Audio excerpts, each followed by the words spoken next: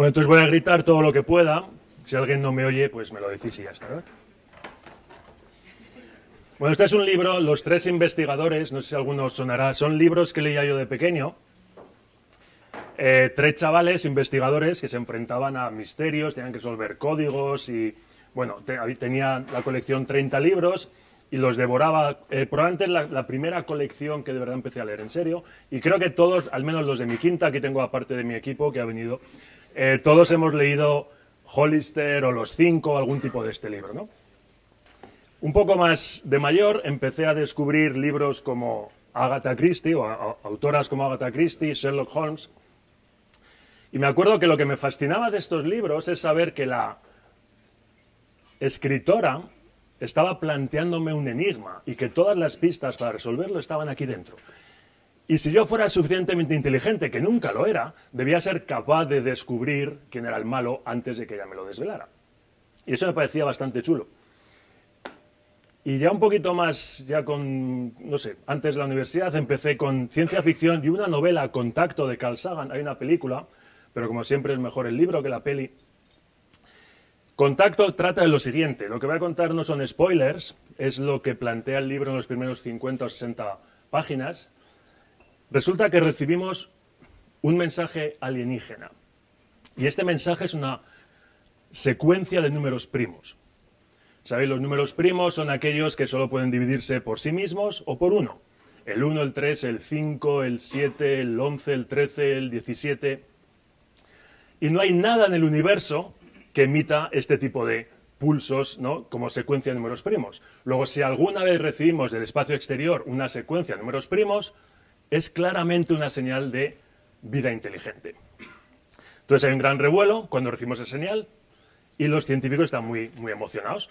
Pero luego hay un poco de frustración porque, aparte de un hola muy sofisticado, alienígena, con números primos, parece que no hay nada más en el mensaje. Hasta que descubren un segundo mensaje codificado en la polarización de la luz.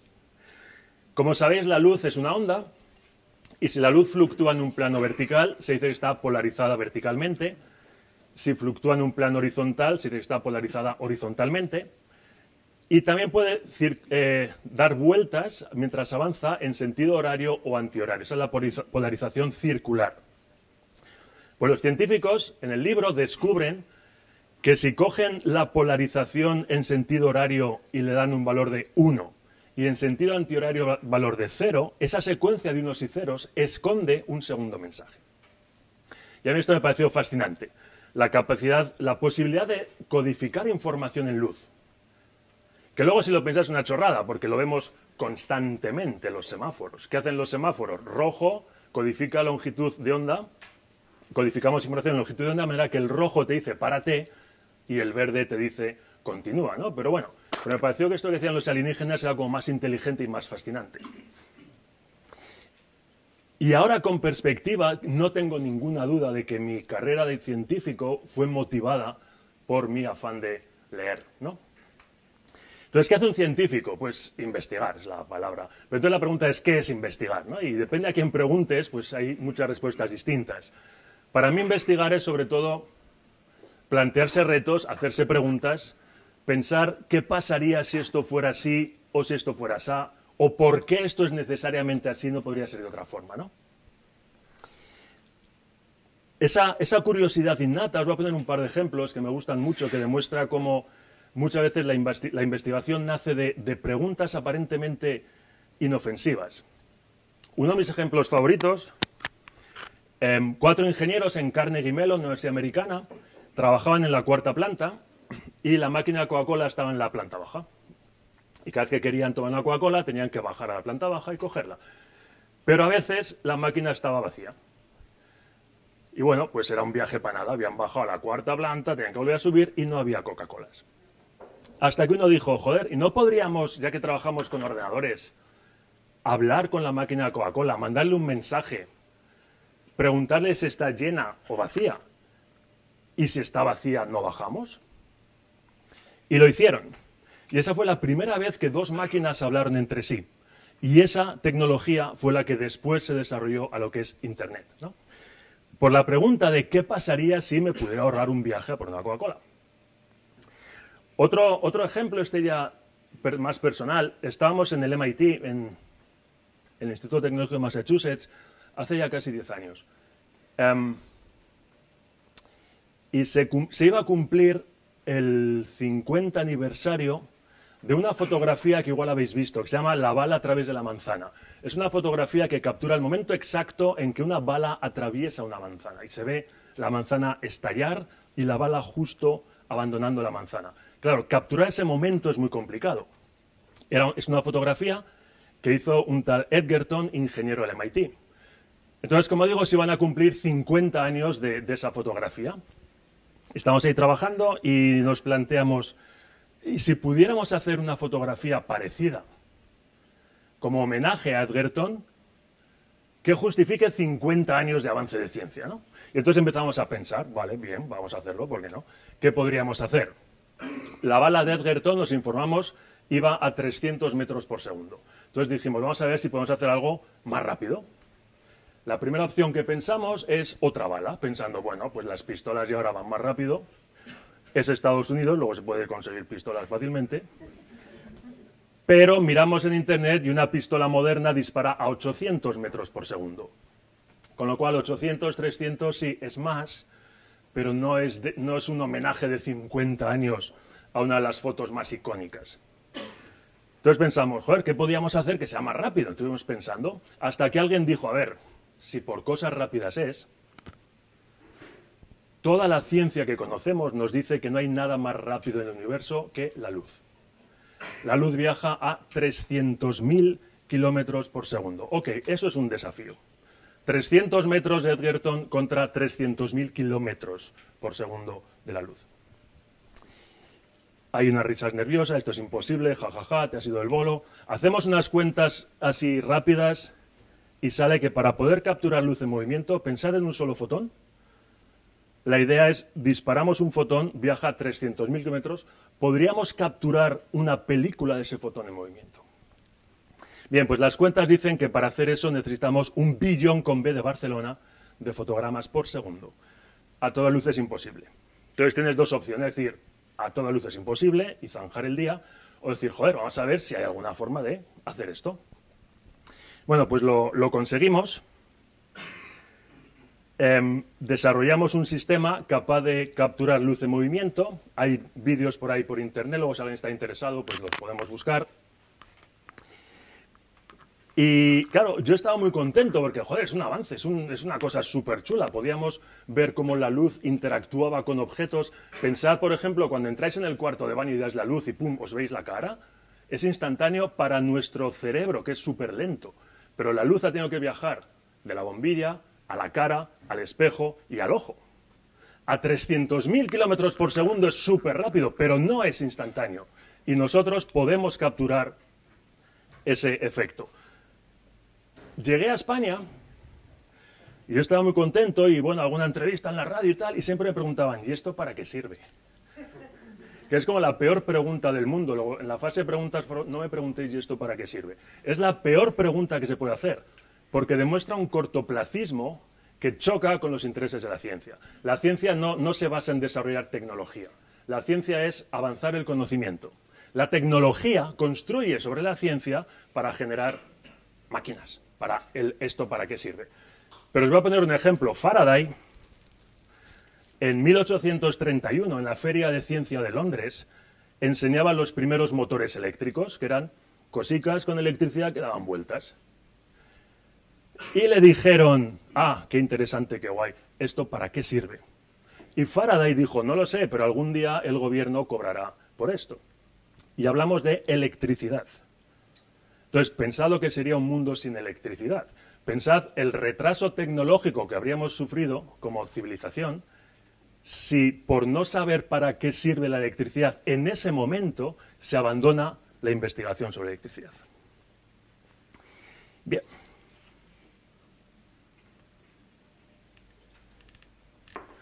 Bueno, entonces recientemente, como han dicho, pues he escrito un libro que tengo aquí, La mansión del acantilado, que es una novela de misterio y aventuras, con corte juvenil, de este corte juvenil clásico de los libros que he enseñado un poco antes, Los tres investigadores y todo eso.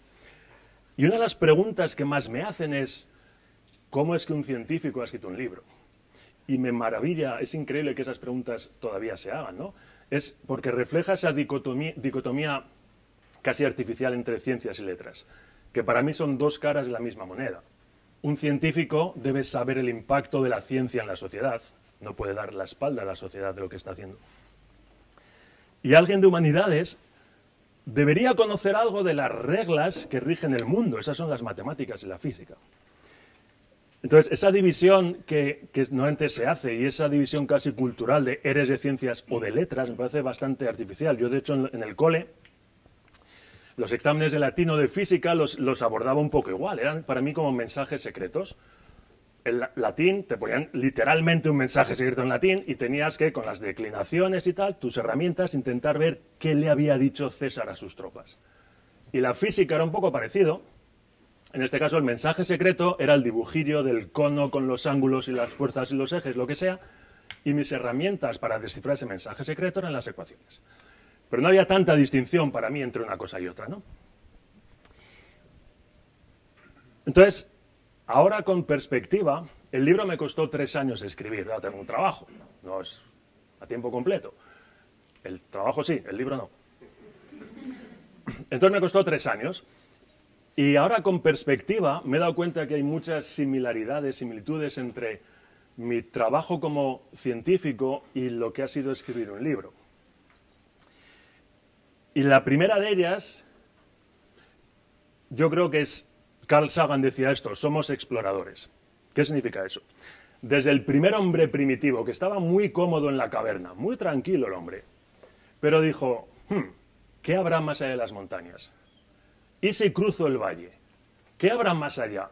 Y se molestó de salir de su zona de confort, literalmente salir de la cueva, para explorar más allá. La raza humana somos exploradores. La ciencia es explorar el conocimiento. De nuevo, únicamente por el placer de conocimiento, no para qué sirve, no para que sirva para algo inmediatamente, sino por querer saber más. ¿Y qué es escribir sino explorar, ¿no? Mentalmente, con la imaginación, las posibilidades de una historia? Otra similitud, la necesidad de permanecer curiosos. Sin curiosidad, he puesto 2 ejemplos antes, la máquina de Coca-Cola y nosotros capturando luz. Sin curiosidad no hay ciencia. Eso ya es burocracia. La ciencia se guía por la curiosidad y lo mismo al escribir, ¿no? Al escribir tú crees que tienes todo bajo control, pero no lo tienes. Tus personajes hacen un poco lo que da la gana a veces, ¿no? Entonces, el explorar esas posibilidades, esas interacciones, es también esa curiosidad de qué pasaría si ahora pongo a mis personajes en esta situación y ver qué pasa. Otra similitud es lo que digo a mis alumnos de tírate y monta el paracaídas según caes. No os lo toméis de manera literal, pero de manera figurada significa siempre hay una excusa para no hacer algo, ¿vale? Me pego 8 horas o 9 horas currando con ordenadores, llego a casa, lo último que uno pensaría que me apetece es encender el ordenador para escribir, ¿vale? Excusas para no hacer cosas hay muchísimas. Hazlo, o sea, no pienses, no quieras tener todo súper planeado. Hazlo y sé consistente. Comete errores. Todo mi equipo de investigación, los errores son aplaudidos. Se aprende muchísimo más de errores que de aciertos. Eso sí, errores nuevos. Tienes un comodín por error. Una vez has cometido ese error, no lo cometas otra vez. Escribiendo es exactamente igual. Nadie escribe bien a la primera. Nadie escribe bien a la primera. Igual que nadie espera que te dé una guitarra y seas capaz de componer una canción preciosa a la primera. Tienes que iterar, hay días que lo has hecho mal, hay días que has llevado la escena a donde no querías, es un error, pues no pasa nada, aprendes, el día siguiente estudia por qué lo has hecho mal y hazlo mejor. El Valle de la Muerte es otra similitud. Es un nombre un tanto tétrico, no es para tanto.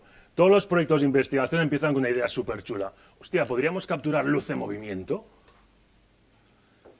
Hay un momento de excitación intelectual. Pero luego las cosas son difíciles. Y hay un momento en que dices, pues igual deberíamos abandonar. Entonces hay que saber continuar en ese Valle de la Muerte, porque va a estar siempre. Todo lo que merece la pena es difícil. Si fuera fácil ya lo habrían hecho otros. ¿Vale? Al escribir lo mismo, tú tienes la idea de lo que quieres hacer, cómo quieres empezar, el setting, la mansión, los chavales, los misterios, vale. Y el final, tengo un final muy bueno. Pero coño, luego hay que escribir 250 páginas que linken una cosa con otra. Y no es fácil, ¿vale? Y tú quieres llegar al final, pero tienes que seguir un proceso. Hay un dato que circula por internet y es el siguiente. El 95% de las novelas que se empiezan no se terminan. Porque es muy fácil empezar una novela. Lo jodido es terminarla, ¿vale?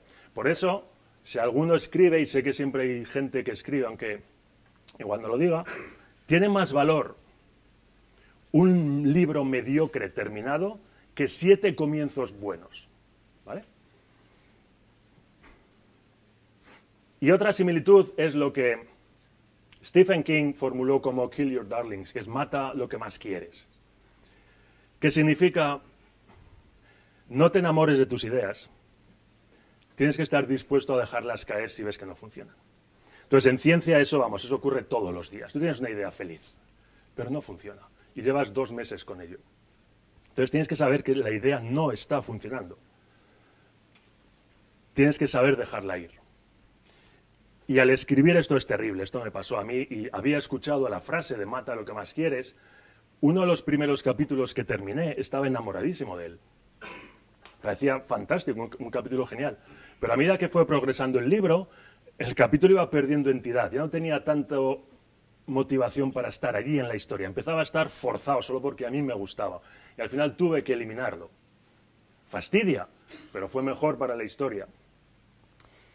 Siempre les digo a mis estudiantes en mi grupo de investigación que cuando aborden un problema piensen muchas ideas y normalmente las 5 primeras ideas que piensen que las tiren a la basura. Normalmente. Primero, estadísticamente es casi imposible pensar que tu primera idea va a ser la buena. Mucho tienes que afinar. Segundo, si coges a 100 personas y les dices que piensen en un problema, probablemente van a coincidir muchísimo en las primeras 5 ideas. Luego no son excitantes, no son particularmente interesantes, ya habrán 90 personas haciendo lo mismo. Piensa en la 6ª, 7ª, 8ª idea. Bien, desde hace unos años, y con esto termino, estamos trabajando para NASA en la investigación, la exploración remota de cuevas lunares. La idea es que con el sistema de captura de luz en movimiento que os he dicho antes, NASA dijo, podríamos ponerlo en un satélite. NASA no quiere mandar astronautas ni robots, es muy caro, muy peligroso, ambas. Pero podríamos montarlo en un satélite y con vuestro sistema lanzar fotones a la cueva, que los fotones reboten libremente por la cueva y alguno llegue a un sensor en el satélite. Y a la velocidad que capturáis luz, de 1 billón de fotogramas por segundo, somos capaces de torturar informáticamente a cada fotón y preguntarle dónde ha estado. Y esto es bastante estimulante para mí, no solo por trabajar con NASA, que está muy guay, para un ingeniero es como lo más, ¿no? Sino porque demuestra, acordaos de esto para qué sirve, una aplicación en la que nosotros no habíamos pensado en absoluto cuando empezamos a trabajar en esto de la captura de luz en movimiento. Años después NASA pensó, igual vale para esto. Y eso refleja la necesidad de permanecer curiosos, de abordar problemas, como dijo Kennedy, no porque sean fáciles, sino porque son difíciles. Hacer eso es lo que convirtió a Estados Unidos en la primera potencia tecnológica del mundo, papel que están perdiendo ahora por falta de metas. Las ganas de ir a la Luna creó toda una generación de chicos y chicas que querían ser ingenieros, querían ser físicos, querían ser matemáticos, querían hacer cosas, querían explorar, querían alcanzar una meta, ¿vale? Y bueno, yo no sé cuál va a ser el siguiente libro que me va a inspirar, no sé ni siquiera si lograremos llegar a poder explorar cuevas lunares desde un satélite, porque, como digo siempre, en ciencia lo más excitante es lo que no puedes prever. Muchas gracias.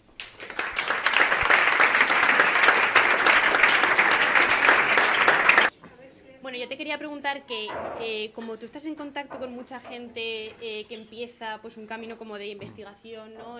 Pues una tesis doctoral o algo así, ¿qué le dirías a alguien que se plantea empezar o no? Yo le animaría a hacer lo que le gusta hacer. una cosa que veo mucho es que la juventud quiere tener seguridad en todos los pasos que va a dar. Y creo que con cierta cabeza no es la forma más inteligente de abordar las cosas, ¿no?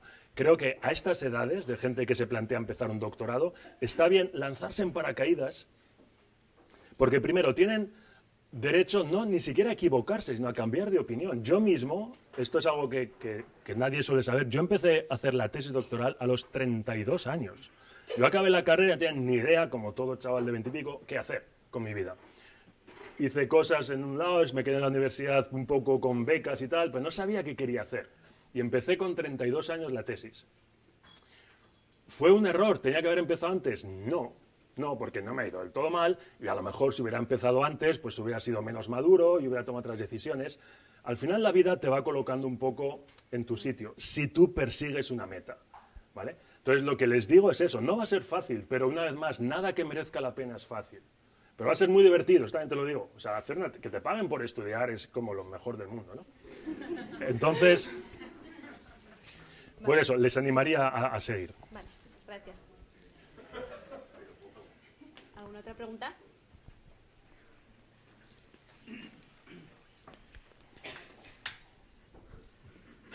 Vale, pues yo tenía una pregunta, bueno, de hecho tengo dos, pero voy a hacer una primera primero.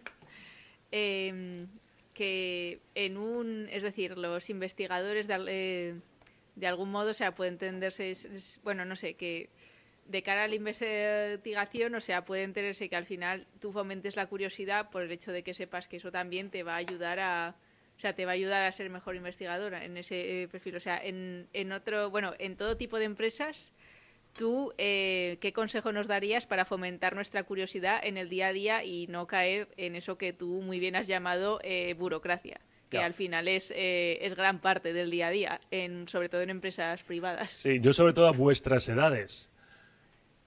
En la medida de lo posible, cada uno tiene su contexto y sus condiciones de contorno. Es intentad saliros de vez en cuando de vuestra zona de confort. Porque no todo lo que es más fácil es necesariamente mejor.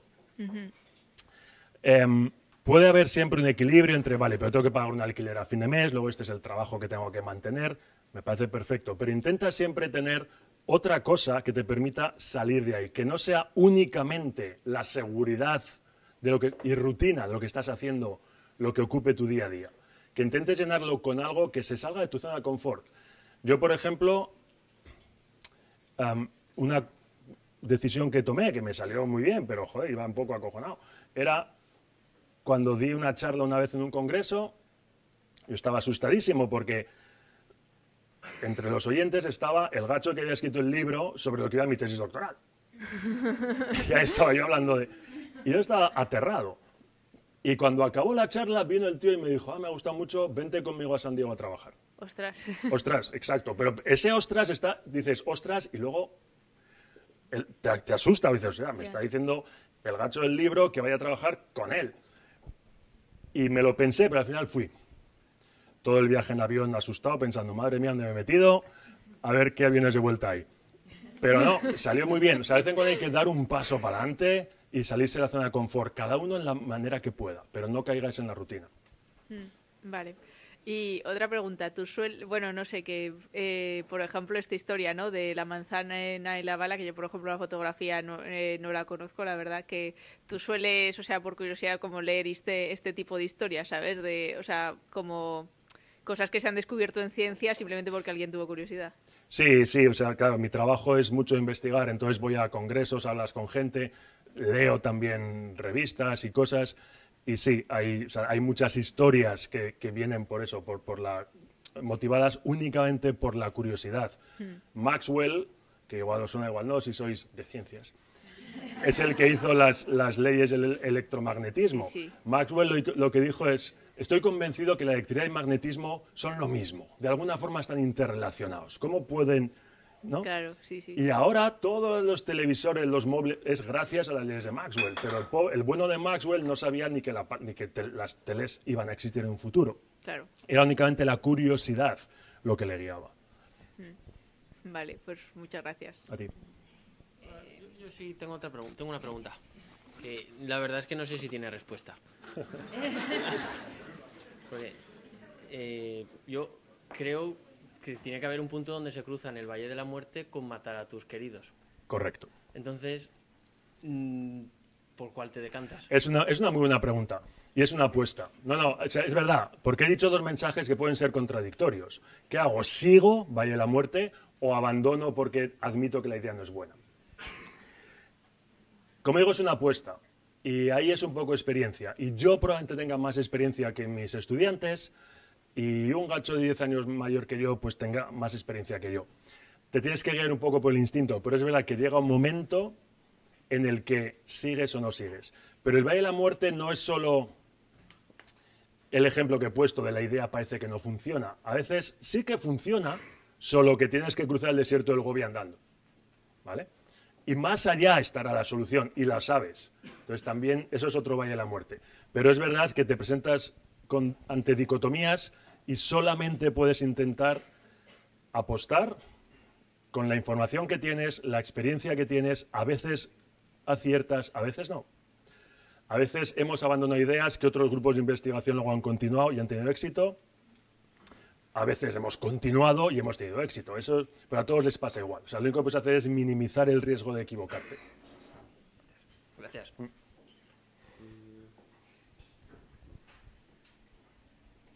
Hay una por ahí al fondo.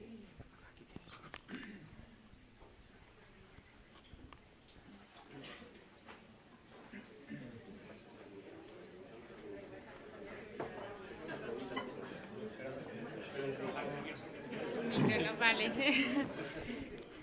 ¿Se me escucha? No se me escucha. No sé si se me Tienes que escucha. gritar. Ah, se me da genial esto. Bueno, hilando un poco con la pregunta del chico que acaba de hacer, entonces, las ideas o ese instinto que has nombrado puede estar condicionado, o sea, realmente llega a un punto vital que está condicionado por tu experiencia o por tus vivencias, o sea, ese instinto se pierde. O se gana. O sea, te iba a decir que sí hasta tu último... Claro que está condicionado, porque todo lo que soy incluye mis experiencias y mi experiencia. La decisión que tome va irremisiblemente ligada, condicionada a todo eso, ¿vale? Si se pierde o no, pues sí, es posible, pero se pierde si caes en la rutina. Se pierde si decides que, bueno, pues ya eres catedrático, ya tienes la vida hecha, pues ¿para qué te vas a complicar? Das tus clases y ya está. Entonces, evidentemente vas a ir perdiendo ese filo, vas a ir perdiendo ese contacto con la ciencia puntera, ¿no? Pero es como ir al gimnasio. El símil es muy bueno, muy similar por lo menos, no sé si es bueno o no. Pero es muy similar. Es muy fácil de empezar a dejar el gimnasio, entonces ya cada vez te cuesta más. Pero si tienes una rutina, es más fácil, ¿no? Entonces, ¿se puede perder? Sí. El desafío es intentar no perderlo con el paso de los años, intentar mantener la ilusión. Exacto, reinventarse. Y en ciencia eso es súper chulo, en la universidad por lo menos, porque puedes investigar dentro de los límites en lo que quieras. O sea, yo puedo leer algo, alguna idea de algún científico americano que parezca súper chula, y si sé un poco de qué va, claro, tampoco, pues puedo intentar hablar con un estudiante mío de doctorado, decir, oye, mira, vamos a leer este trabajo, vamos a ver qué parece, y si no sé, vamos a ver si logramos avanzarlo un poco más, ¿no? Entonces, tenemos siempre estímulos para no perder ese filo. Gracias. Gracias. Sí. Segundo. Para que caiga. No muy cerca. Bueno, yo te he oído y veo que tú desde pequeño tenías una inquietud, sobre todo una curiosidad por buscar los enigmas, por ir más allá. Entonces, yo que me dedico bastante diríamos, a la educación en gente en edades pues ya de un poco adolescentes, incluso ya más mayores o incluso más pequeñas, a padres de esos hijos, ¿qué nos dirías para que realmente puedan salir buenos científicos en una sociedad en la que parece que no se nos facilita nada este tema, incluso que desde el punto de vista gubernamental no hay medios económicos que motiven la investigación? Sí, es un esa pregunta da para una charla entera. Lo primero que tenéis que saber es que no hay absolutamente nada que haga a los españoles más listos ni más tontos que nadie. El talento es el bien mejor repartido del mundo. Luego, si las universidades americanas o los japoneses, quien sea, tienen más potencial tecnológico, es únicamente porque apuestan más por ese potencial. Y es verdad que España, a nivel de investigación, estamos, en cuanto a financiación, a la altura de países como Estonia, Malta. Nos gustaría estar probablemente a la altura de países como Irlanda, Francia, Alemania, ¿no? Pues la realidad que tenemos. Ahora bien, recuerda que he dicho que siempre hay excusas para no hacer las cosas. Uno puede decir, es que como no hay financiación, me voy o hago otra cosa. Ok, y es una decisión, tiene todo el derecho del mundo a hacer eso. La otra posibilidad es decir, voy a ver qué puedo hacer con el material que tengo y no buscar excusas. Y cuando yo comencé a montar el grupo de investigación, tenía una parte chula, porque me sentía un poco como la alianza rebelde, ¿no? El imperio son los Stanfords y los MITs, y nosotros, con 4 chavos, teníamos que intentar competir con ellos. Y cuando fui al MIT, yo me quedé fascinado de la cantidad de dinero que manejaban. Coincidió con lo que llamaban la semana de los sponsors, que es que empresas como Toshiba o Samsung de todo el mundo mandan representantes ahí al MIT a que les cuentes tus proyectos y ellos, si les gusta, pues financian, ¿no? Mi jefe en el MIT dijo, no hagáis caso a nadie que vaya a ofrecer menos de $250.000. Y dije, hostia, pasádmelos a mí, que me voy a España con ellos. O sea, el nivel de... Y sin embargo, lo que noté es que tenían menos filo los estudiantes, porque tenían más facilidad para conseguir todo. Entonces, lo que intentamos transformar aquí en el grupo es esa carencia de recursos en una motivación extra. No todos los estudiantes muerden el anzuelo, ¿vale? Hay estudiantes que dicen, mira, que no, que me van a la empresa, que lo que sea. Como digo, me parece perfecto. Pero tiene su encanto, su toque romántico el decir, vamos a ver si desde la Universidad de Zaragoza podemos hablar el mismo lenguaje que Stanford, MIT y universidades. El otro día leí, Stanford tiene un fondo privado de los exestudiantes de Stanford que supera el Producto Interior Bruto, no sé si de España o de algún país de ese estilo. O sea, es una absurda barbaridad el dinero que tienen. Pero desde Zaragoza podemos hacer también cosas compitiendo con ellos. Es una motivación, o así intentamos venderlo. ¿Y qué les dirías a los padres? Nada, a los que las ponen. Bueno, no me gusta usar este ejemplo, pero a veces uno tiene que jugar las cartas que le dan.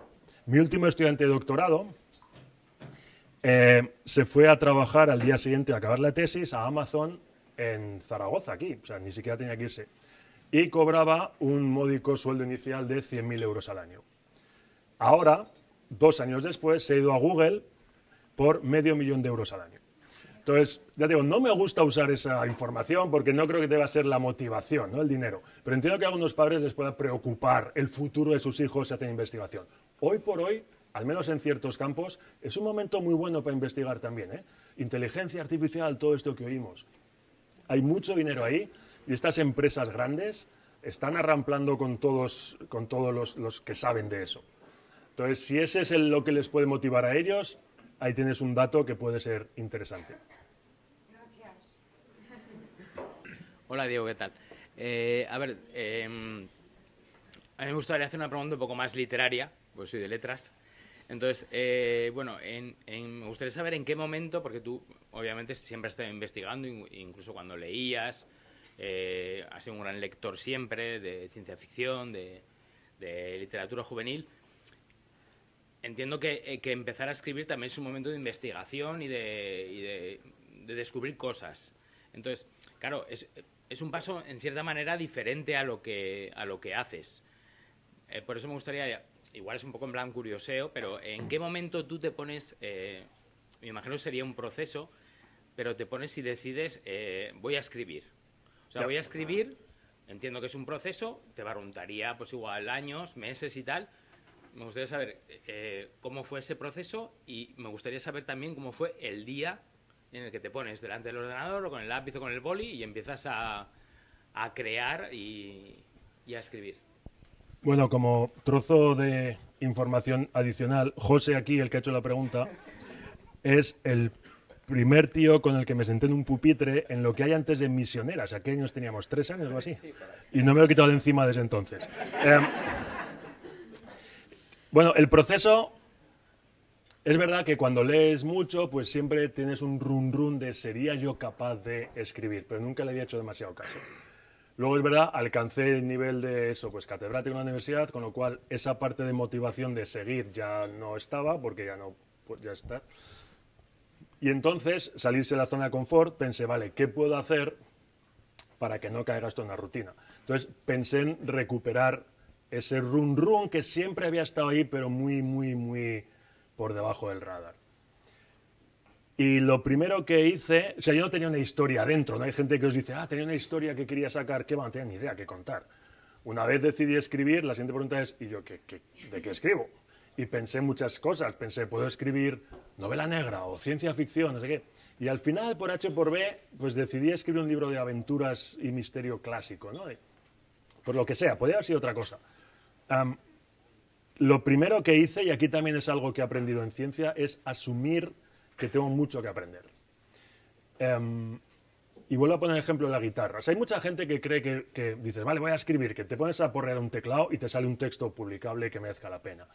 Y eso para mí es el equivalente a que te dé una guitarra sin saber de música y pretender que haciendo plom, plom, plom te salga una melodía que merezca la pena. Es prácticamente imposible. Entonces, me documenté mucho, empecé a escribir. Lo primero que me di cuenta es que tenía que escribir mucho mal para ir mejorando. Entonces, las primeras veces no me importaba que fuera basura lo que estaba escribiendo. Yo seguía las 2 horas al día o lo que fuera ese momento, aunque viera la media hora que no estaba inspirado o que no estaba. Pero hay que seguir. Y al día siguiente, lo que he dicho antes, analizar por qué no me gusta lo que he escrito, ¿no? Que las frases son muy largas, o hay mucho diálogo, o hay poco, meto unos rollos que pagué, y entonces reescribir. Y luego tirarlo a la basura. A veces escribía cosas que no tenían nada que ver con el libro, solo para explorar y para coger yo músculo literario, ¿no? Escuché muchísima gente, hay muchísimos cursos online y muchísimos podcasts sobre escritura. Escuché 800 y pico capítulos, los 800 y pico capítulos de un podcast en concreto. Todos los días era como mi banda sonora, o sea, lo ponía siempre que estaba despierto y no hablaba con nadie, estaba escuchando ese cacharro.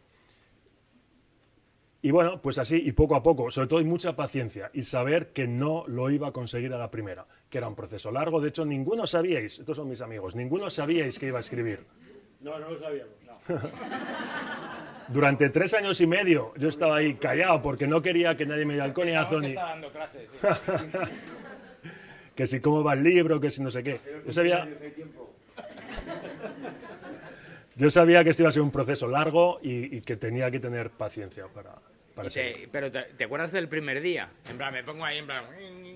Sí, me acuerdo del primer día y me acuerdo de la basura que escribí el primer día. Bueno. Que la tengo todavía guardada como recordatorio del horrible comienzo. Pues sí, me acuerdo perfectamente del primer día, decir, voy a ver si hago una novela juvenil así de misterio, aventuras, venga. Y me puse a escribir y en ese momento pensaba que era muy guay lo que había escrito, y ojo. Pero luego me di cuenta que no. Bueno, pero eso también es importante porque te ayuda a seguir, ¿no? O sea, Claro, sí, porque sí. si tú piensas lo que he escrito es una mierda, ya no escribes, no escribes más. Pero siempre ves igual una posibilidad. Pero que no en lo pasa que nada, hay. no pasa nada porque sepas que es una mierda. En ese momento, y perdón por el lenguaje está siendo grabado, pero no pasa nada, es parte del proceso. O sea, tienes que escribir mal para hacerlo bien. A mis estudiantes en ciencia hay que escribir artículos científicos, ¿no? Que es coger todo un año de investigación y al final reducirlo a 8 páginas. Es difícil hacer eso. Y muchas veces ellos tienen el síndrome de la página en blanco, porque creen que tienen que clavarlo a la primera. Digo, no. O sea, vuelca cosas y ya iremos puliendo, iremos tirando cosas. Yo sabía que tenía que hacer ese proceso, con lo cual no me importaba saber que lo que estaba escribiendo no estaba bien, porque sabía que tenía que sacarlo para llegar a hacerlo mejor. No, está claro, el verdadero fracaso es no intentarlo. Exacto. 50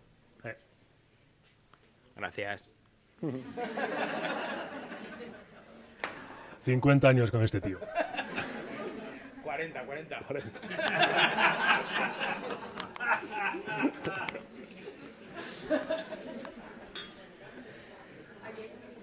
¿Hay una pregunta por ahí?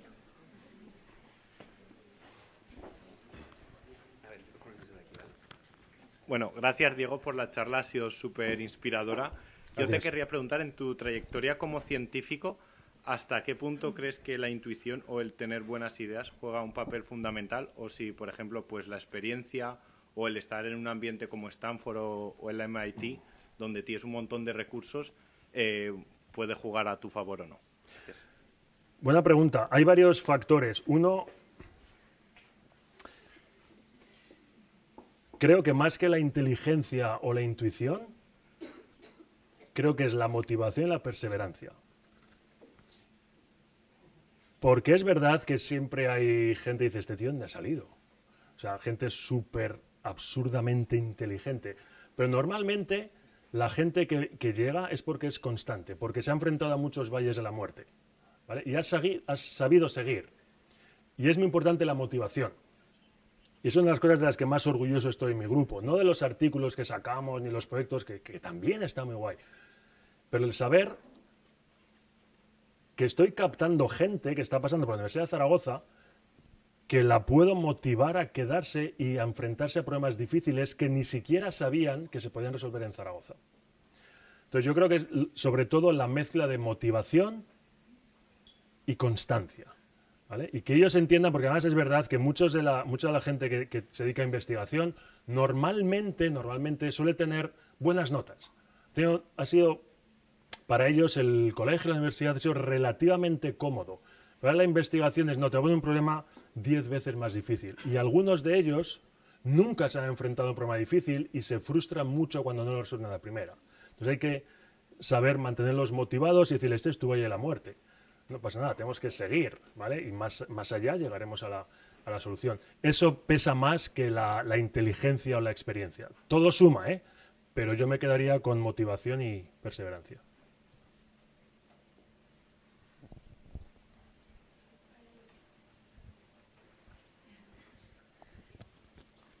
Repito. Hablando un poquito de eso, de la motivación, del Valle de la Muerte, me surge la duda, es cierto que mi teoría, ¿no? Pero, bueno, creo que al final las diferentes opiniones son muy ricas. Y me surge la duda de, ¿entonces todo el mundo vale para todo? ¿A partir de esa motivación o perseverancia o constancia? No, no necesariamente. Tampoco quiero transmitir eso. Es un factor...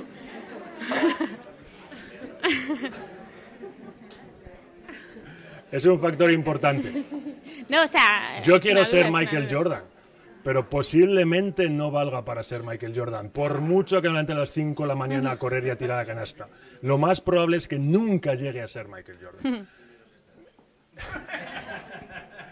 Pero seguro que hay algo en lo que puedes brillar o puedes desarrollarte y que va a exigir esa constancia.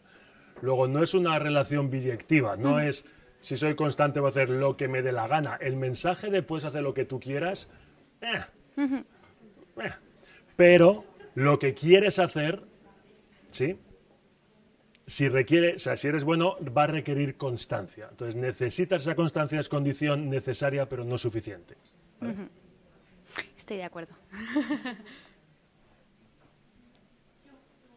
Sí.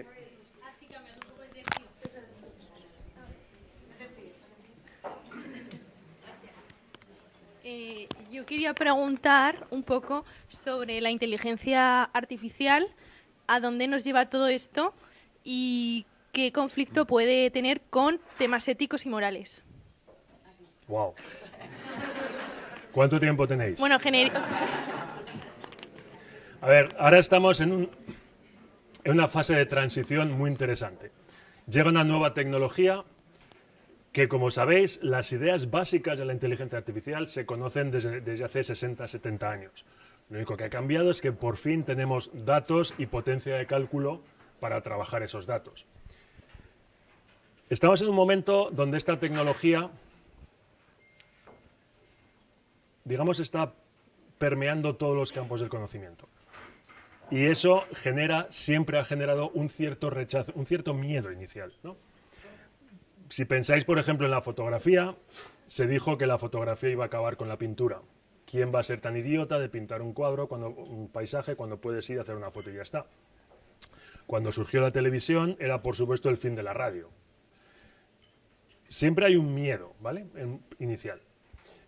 Ahora mismo estamos en una fase de transición donde efectivamente vemos el potencial de la inteligencia artificial y con calma debemos empezar a regularla. O sea, hay que primero quitarle el miedo porque se dice, es un algoritmo, pero todo lo que hacemos es un algoritmo, ¿vale? O sea, todas las decisiones que tomáis es el resultado de un algoritmo. O sea, algunos son un poco más complejos que otros, pero se está usando la palabra el algoritmo como si fuera algo maquiavélico, algo demoníaco casi, ¿no? Entonces hay que desmitificar eso. No es más que un montón de máquinas machacando un montón de números muy rápido. Y lo que hacen es encontrar patrones en la información que nosotros como humanos somos incapaces de encontrar, ¿vale? Eso es lo que es la inteligencia artificial. ¿Puede usarse mal? Sí. Toda tecnología puede usarse mal. Absolutamente toda. Eso no hace la tecnología mala por sí. Y es verdad que tiene que ser regulada, ¿vale? Eso es cierto y sé que están los gobiernos y las grandes empresas trabajando en ello. Porque hay una cosa que la gente igual no se da cuenta, que para mí es de las más preocupantes. ¿Quién está utilizando la inteligencia artificial? ¿Quién está generando? Sobre todo las 4 o 5 grandes empresas que todos conocéis. Facebook, Google, Apple.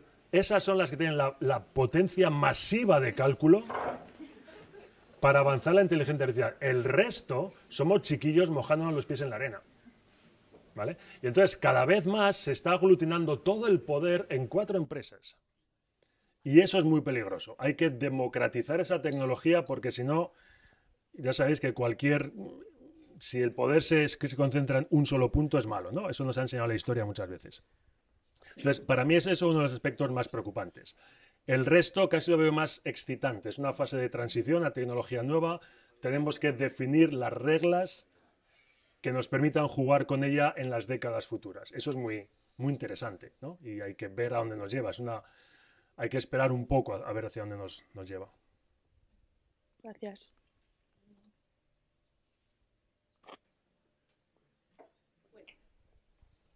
Pues si no hay más preguntas, nada, muchas gracias, Diego. La verdad que ha sido muy interesante. Y nada, pasamos a la parte de la cena. Lo único, recordaros lo de la librería, ¿vale? Que estamos ahí en esa esquinita. Y os vais a echar un vistazo al libro, que seguro que es súper interesante. Y si no os gusta, os devuelvo el dinero. Y no me lo he devuelto, A ti te gustó. Sí, ya está. Un aplauso.